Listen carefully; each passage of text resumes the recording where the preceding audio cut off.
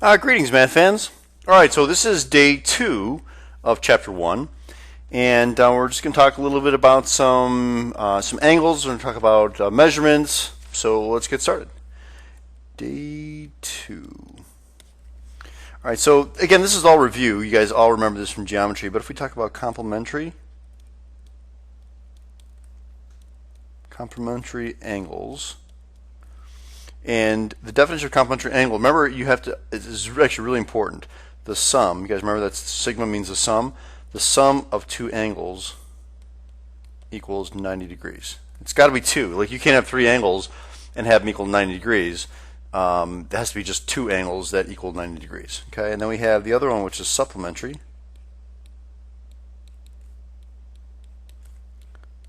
angles. It's the sum of two angles equals 180 degrees. Okay, pretty straightforward.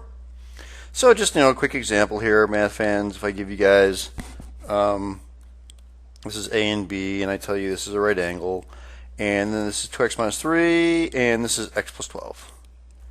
Okay, now probably the most common mistake that what people do. Well, actually, let me ask you a question. What is the measure of angle A?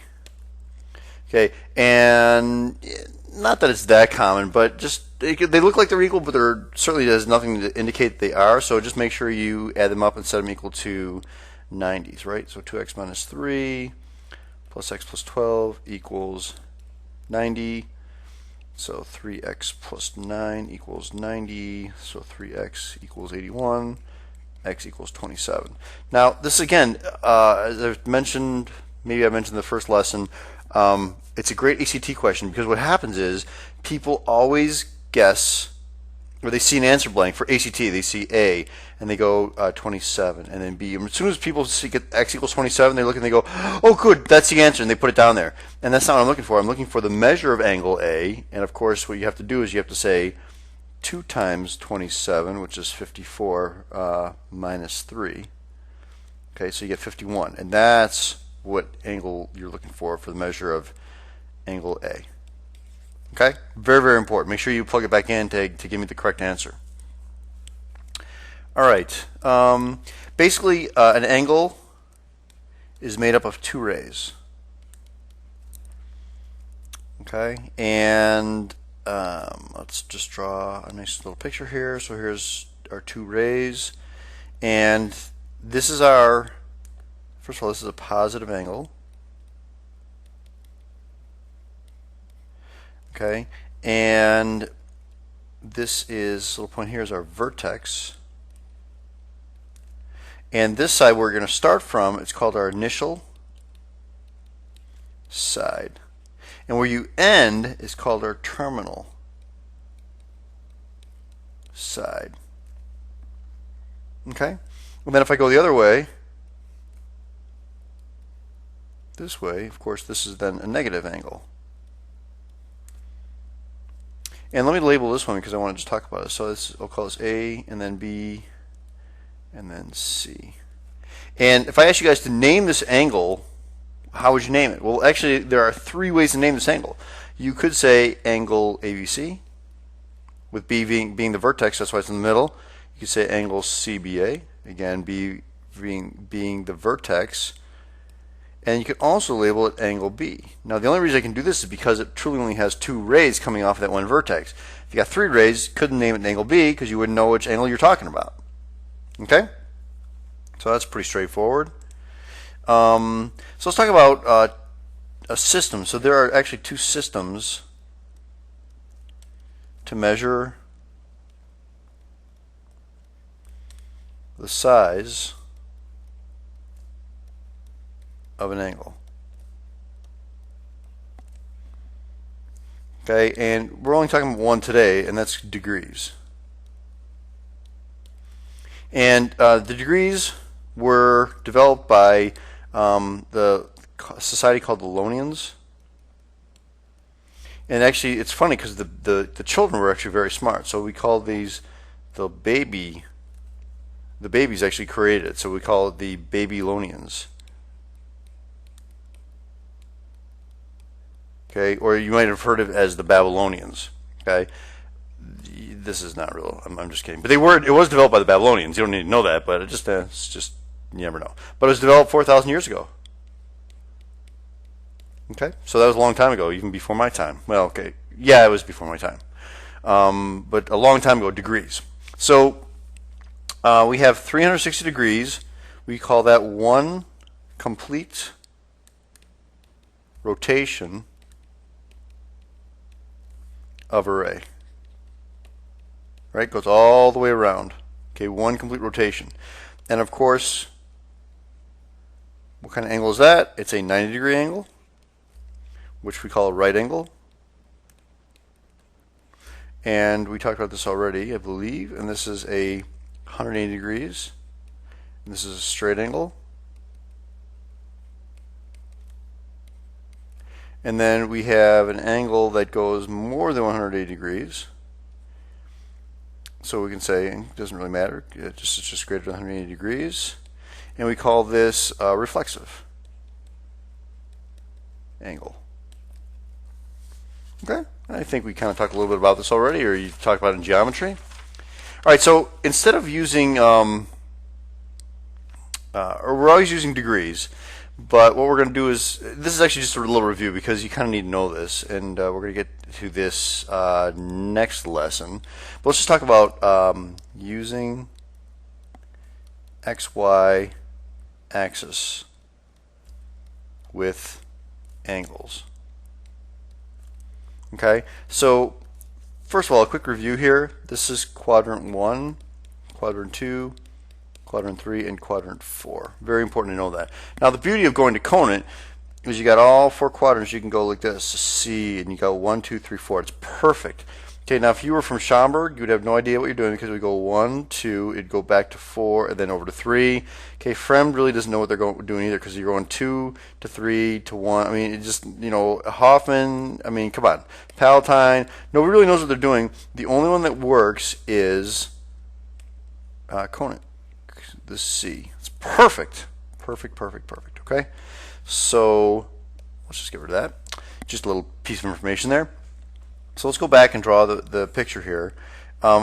We call this axis here, which is the positive x-axis, this is going to be our initial side, which is the positive x-axis. Okay, and then you have your angle, and then where it ends, again, this is our terminal side.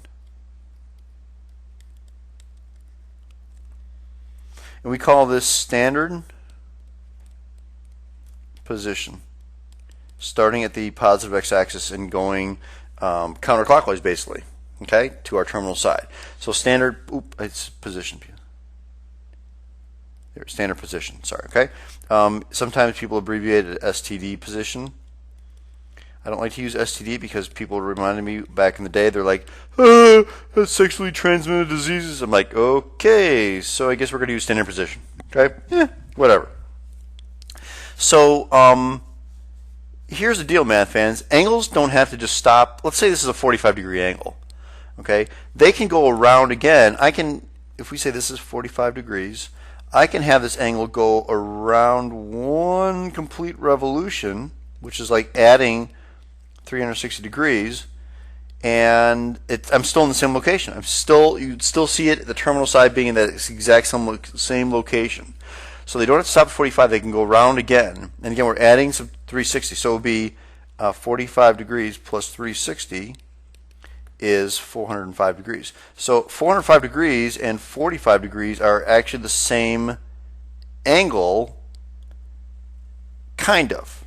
Okay, they have the same initial side and same terminal side. All right, and so let me just give you the word where I'm trying to use here now. It's called coterminal. Okay, coterminal angles. And coterminal angles are basically, let me put the definition, same initial and terminal sides, but different rotation. Okay, so like I said, that 45 degrees, It's got the same initial and terminal side, looks exactly the same, but the 45 and the 405 has a different rotation. 405 actually rotates one more time counterclockwise than the 45-degree angle. Okay? So I can keep adding another 360 here, and I get 765. That's also coterminal to 45 and to 405. I can subtract 360 from that. Okay? So if I subtract 360, I get negative 315 degrees. Okay? So that's also coterminal. Same initial side, same terminal side, but different rotation. Okay? So basically what you're doing here, math fans, is you're adding and subtracting 360 degrees. That does coterminal. Okay? So let's do, here's a question for you. Find the positive measure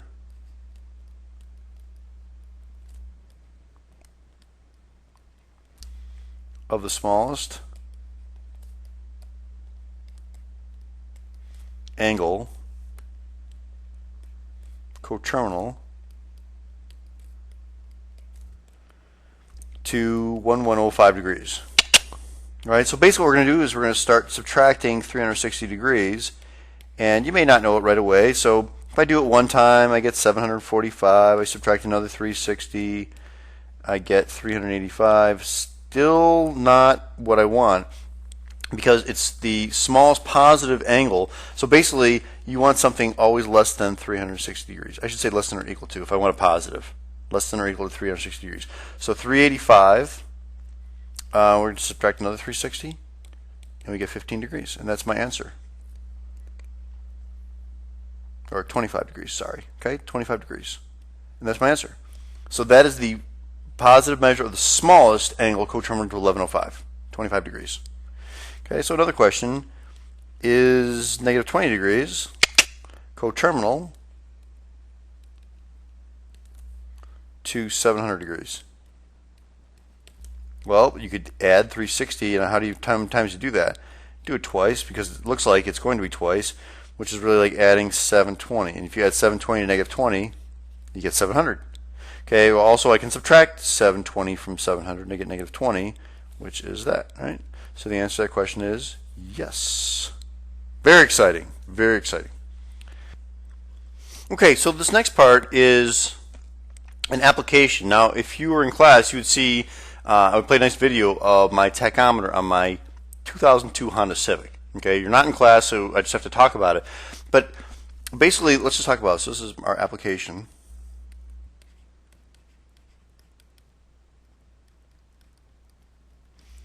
And like I said, it's really a video, but it's okay. It's a tachometer on a car. Now, if you guys ever started your car or your parents' car, and like you're standing still, but you start up and that little needle kind of bumps up. You have that like a bouncy needle, right? As you give it more gas, you see the needle pop up. Even if you're standing still, it's like right, it goes up. That's a tachometer. That basically shows how fast the engine is spinning, or how fast the pistons are going up and down. Okay, the faster your engine, the more revolutions per minute. That's what the units are. So that's what a tachometer does. It tells you engine speed. I had a 2002 Honda Civic, a great car. Love that car.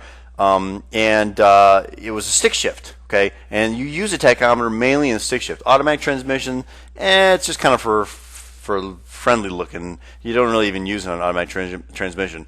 But for a manual transmission, you always use the tachometer to know when to shift the car, because you don't want to shift it too late, because you could blow the engine.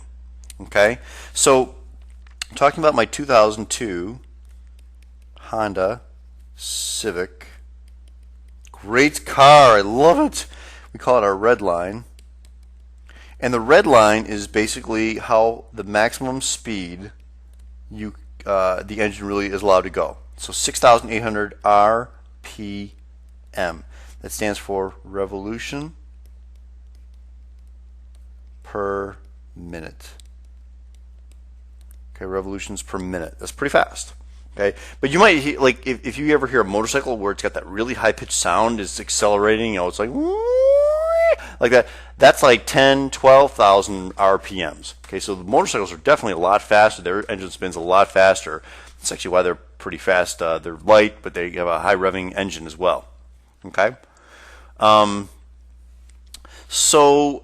question to you, even before we start this, first of all, one revolution is 360 degrees. So we say one revolution. We also say one rotation. It's important. Both words are used. That's going to be a way that we're going to be able to convert. Okay, say one revolution is, or one rotation is 360 degrees around, one complete revolution rotation. Okay, so the question for this right now is how many revolutions per second? How many revolutions per second? Well, they're giving you revolutions per minute. So we're going to use something called dimensional analysis. I mean, I'll tell you, just saying dimensional analysis makes you sound super, super smart. All right. I can guarantee you, if you go home and your parents are like, "What'd you learn today?" and you say dimensional analysis, they are going to be so impressed with you. I mean, they're going to be like, "Oh my gosh, you're so smart," and they're going to give you more mashed potatoes at dinner, and it's going to be a good day. Okay, I can guarantee you. The key is you got to say it with kind of a deeper voice too. You got to go dimensional analysis, because if you go dimensional analysis, okay, it just doesn't really cut it. They're like, if you say it with a high pitched voice, they're going to say, you know what, go to bed without dinner. I mean, you sound ridiculous. But if you go dimensional analysis, you're going to get mashed potatoes, pretty much guaranteed. Okay? So anyway, this is what dimensional analysis is. Very easy. If I have 6,800 revolutions per minute, I'm going to write it out as a fraction because that's what you need to do so you can cancel stuff out. I need to convert this into revolutions per second. So I already have revolutions. I need per second. So what we're doing is we're saying 1 minute is 60 seconds. Okay, that's a good conversion. 1 minute is 60 seconds. Then look at the minutes cancel out. And what do you have left over? Revolutions per second. So you take 6,800 divided by 60, and you get 113.33 revolutions per second. Okay? So this is your conversion right here. 1 minute is 60 seconds. So let's keep going. If I ask you how many revolutions in 6 seconds, well, we're going to use dimensional analysis again. And I know some guys will say, well, why don't you just multiply it by 6? Well, yeah, you can. But if I put 113.33 revolutions per second right out as a fraction, and I multiply by 6 seconds over 1, you can see the seconds cancel. Okay, that leaves you with revolutions, which is exactly what I'm looking for. I'm looking for revolutions. So if I multiply that out, I get 680 revolutions. Okay, and my last question is how many degrees?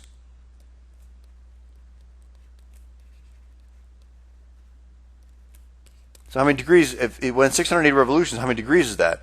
Well, let's write out 680 revolutions. And what's the conversion between degree and revolutions? Well, we wrote it out right here. One revolution is 360 degrees. So you're going to put one revolution on the bottom and 360 degrees on top. Now, how do you know how to do that? Well, think about it. They have to cancel out. If you put revolutions on top, you get 680 revolutions squared over degrees. It doesn't even make sense. They're asking you for the number of degrees, so you're putting the degrees on top. The revolutions cancel. Okay, and 680 times 360 gives us 244,800 diggity. Okay, so that is dimensional analysis. Really pretty easy. And again, I know people can multiply stuff out, but I would recommend using dimensional analysis because you're guaranteed to get the right answer. If I ask you for certain units and you multiply stuff out, you're guaranteed to get the right answer. Okay, I don't know why you would not want to use dimensional analysis. Plus you get more mashed potatoes. Okay, so let's move on here. Let's talk about portions of a degree. Okay, so portions of a degree. Basically, it's measured in minutes and seconds. So we have 1 with a tick mark is a minute. And that's 1/60th of a degree. And then we have one with 2 tick marks, like a quote, and that's a second. And that's 1/60th of a minute, or a 3,600th of a degree, right? 60 times 60 is 3,600. Okay? So basically, if I just said 37 degrees, 42 minutes, 25 seconds. That's how I'd write that out. 37 degrees, 42 minutes, 25 seconds. I guess I can write that out, but you don't have to write that down. 37 degrees, 42 minutes, 25 seconds. Okay? So let's do a little computation here. Let us add these together, or some angles together. So if I gave you 57 degrees, 39 minutes, and I added that to 26 degrees, 42 minutes. All right, you get 9 plus 2 is 1. That's 7. That's 81. And then what we're going to do is I'm going to do this separately, math fans. I'm not going to try and bring anything over to the degrees, only until at the end I will. But right now, you just add the minutes together. If I had seconds, you'd add the seconds together, and then I add the degrees. So that gives us a 3 and an 83. So you have 83 degrees, 81 minutes. But what's the problem here? Well, this number right here, math fans, that needs to be less than 60 minutes. You can't. It's like looking at a clock, and let's say the clock shows, 1:05. Okay, and you tell me it's 12:65. Well, no, this has got to be less than 60, right? You never say 12:65. You say, well, you'd take away 60 from that, and you'd add 1 to the hour. That's exactly what you're doing here with this problem. Is you're subtracting 60, and that gives you 21 minutes, and then I'm adding 1 degree to that. So that is my answer: 84 degrees, 21 minutes. Okay. So again, subtract 60 and add 1 degree. Pretty easy. Okay. Let's do a subtraction problem.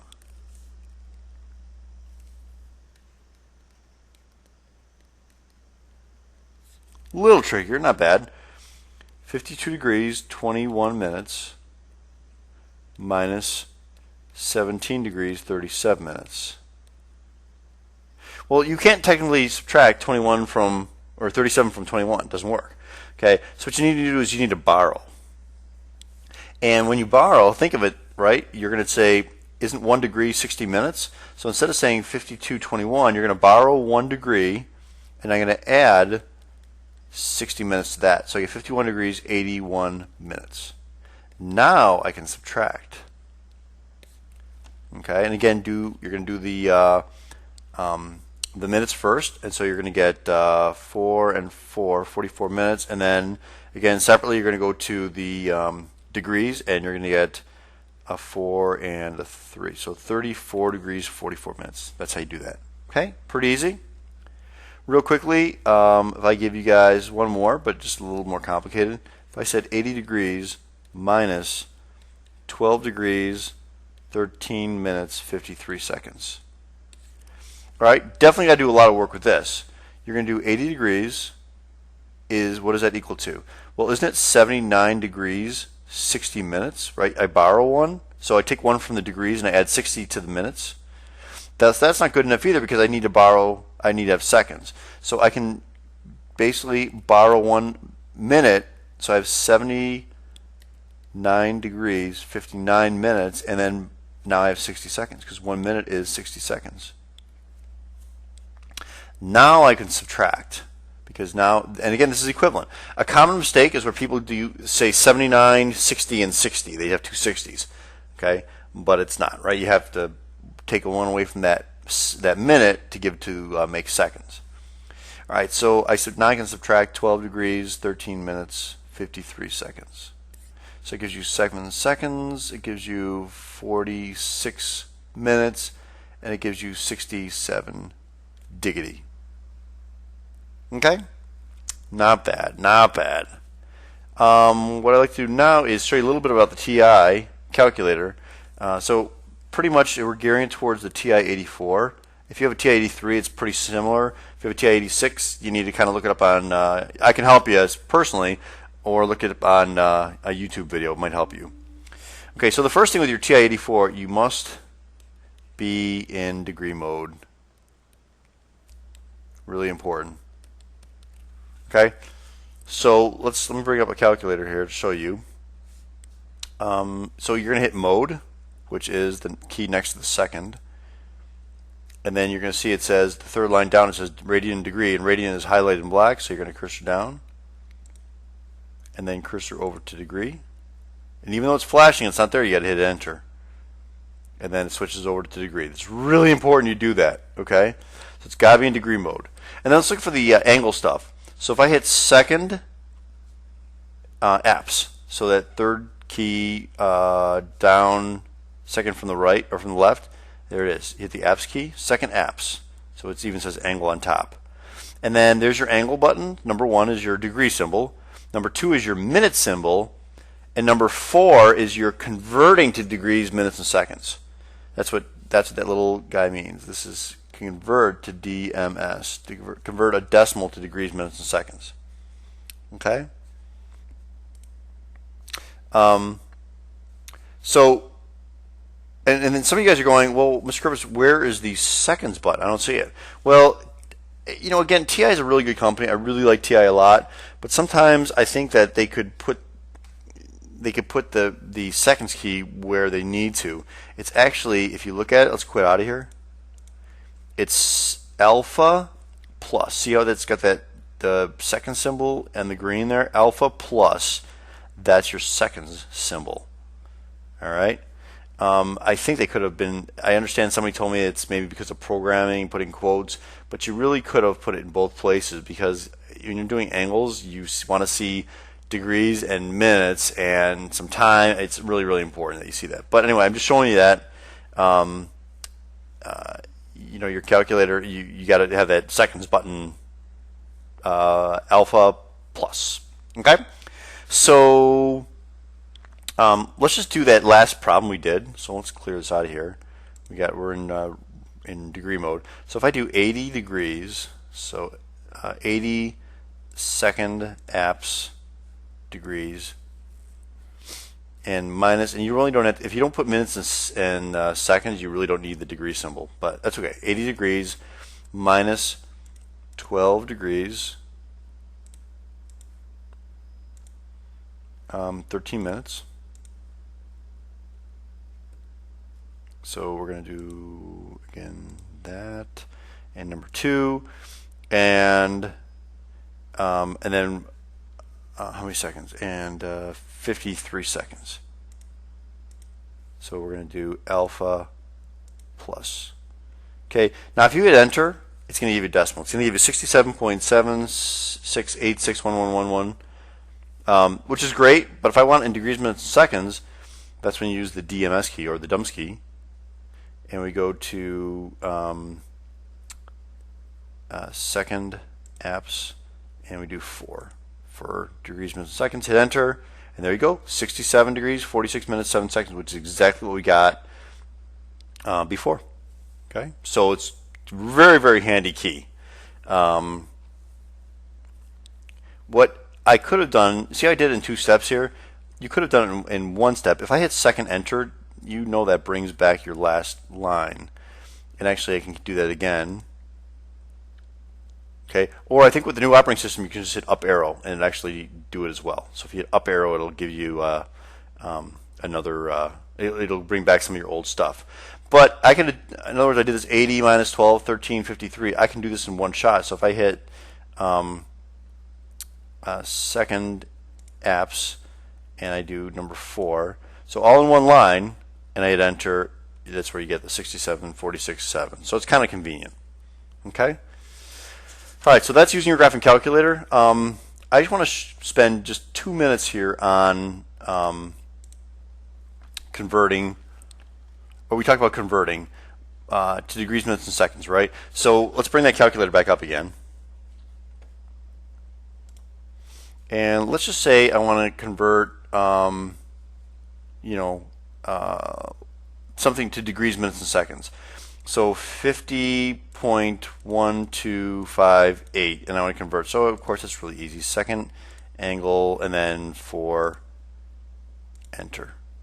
right? So 50 degrees, 7 minutes, 32.88 seconds. That's really easy. Now, how do you convert, if I gave it to you in degrees minutes seconds, how did you convert it to a decimal? Okay, well, it's a little challenging here, so let's talk about it. Let's put in 53 degrees, 15 minutes.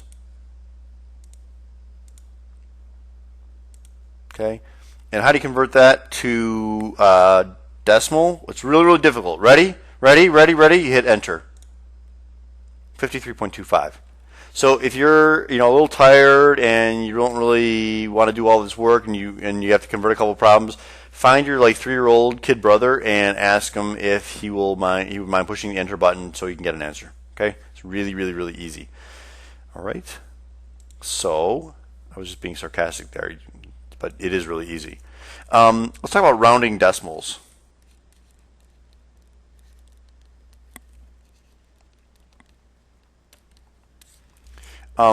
Just because some people haven't seen this in a long time, but I think it's good. Rounding decimals, if I'm asking you to round to the nearest tenth, that's 0.1.